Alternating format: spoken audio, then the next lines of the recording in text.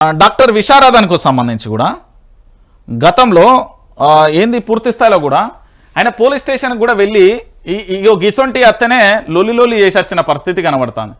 ఎందుకంటే నేను చెప్పాల్సిన అవసరం లేదు, ఇది గతంలో కూడా కనబడుతుంది మీ అందరికీ కూడా. ఎందుకంటే విశారదానికి సంబంధించి కూడా గతంలో ఆయన పోలీస్ స్టేషన్కి వెళ్ళి మాట్లాడిన వీడియో నా దగ్గర ఉన్నది. ఇప్పుడు దొరకాలంటే చాలా టైం పడుతుంది.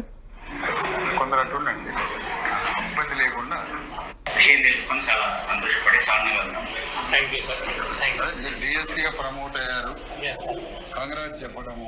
అట్లనే 2-3 విషయాలు కాస్త మీతో షేర్ చేసుకోవాలని వచ్చారు.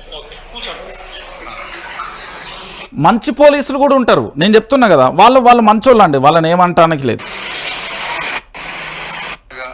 పోలీస్ స్టేషన్లు ఏర్పడ్డ కాడి నుంచి ఒక బాధితుడు సొక్క ఉండదు, బట్టలు ఉండదు, సరిగ్గా ఉండదు, భయంగా అయా అని వచ్చి నీ దండం పెడతారు అని వచ్చి ఆడనో గోడల పోయి దాక్కొని నిలబడి భయంగా పోలీస్ స్టేషన్కి వస్తాడు. అట్లా భయంగా న్యాయం కోసం వచ్చేవాడు గంభీరంగా రావాలి కదా. న్యాయం కోసం వచ్చినవాడు నిటారుగా నిలబడి సార్ నాకు ఈ న్యాయం చేయండి అని రావాల్సినోడే భయపడి వస్తుంది ఏంటి? ఆ భయంగా వచ్చిన వాడిని మీలాంటి వాళ్ళు మరింత ప్రేమించి కూర్చోబెట్టి మంచినీళ్ళు ఇచ్చి వీరుడి ఛాయ్ ఇచ్చి నీ బాధ ఏందని కనుక్కొని అతనికి ఒక మంచి ఒక స్నేహ వాతావరణంలో అతను న్యాయం చేసే పోలీస్ స్టేషన్ల వాతావరణాన్ని మనం పెంచలేమా?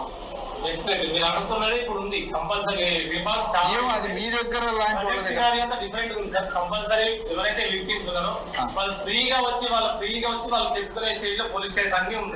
రైట్. ఇది విశారదన్ గారు మాట్లాడిన వీడియోకు సంబంధించి గతంలో పోలీసు వ్యవస్థలో ఫ్రెండ్లీ పోలీస్ అనే ఉండే.